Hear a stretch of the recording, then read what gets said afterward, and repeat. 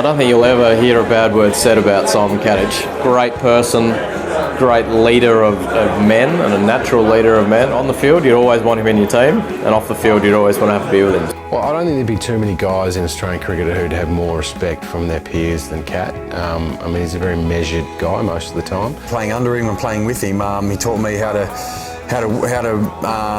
be humble in winning, but also being a good loser as well. But I think just being more mature and being more sensible about my game and the game played. He's got a real strong character, and that's what I love about him. He just gave everything on the field. Team was the most important, and he'd never give an inch. And I always thought he was quite a fairly quiet, meek, mild sort of guy, but I've seen him fire up a few times, and I think he's brilliant. His mental strength he had playing was something that I think a lot of younger players can tap into.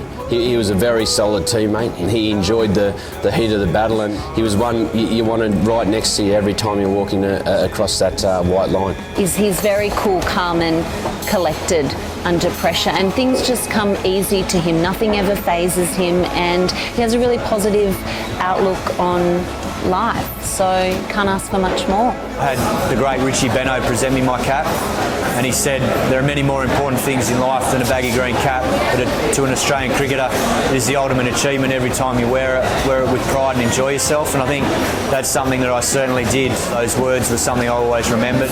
For me it was all about the team winning, and I think that helped me personally because I focused more on the team rather than, I guess, my own individual performance.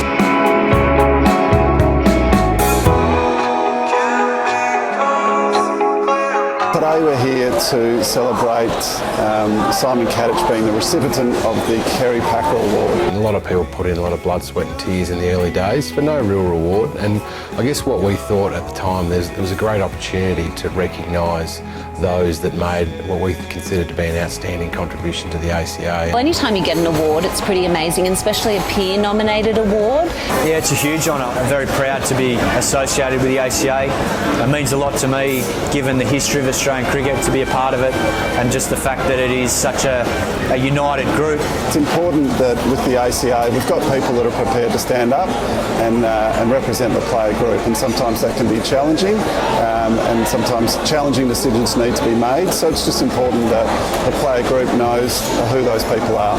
I was on the executive for 6 years. Look, I'm really glad that I went down that path and gave of my time and helped out as best I could. It was a huge learning curve for me, learning about how the game operates, I guess, more from an administration level and off-field. Yeah, I mean, he was certainly on the executive for 2 MOUs, so he was an important contributor there and a great sounding board, for me and the other staff members. He was on the executive when we made the decision to represent female players, so an important part of that process. The work the ACA did for the past playing group also really ramped up during his time on the executive. There were a lot of big decisions that had to be made, and I guess being part of that process was always, exciting to be part of, and knowing what was going on behind the scenes and being, I guess, a link between the playing group and the ACA.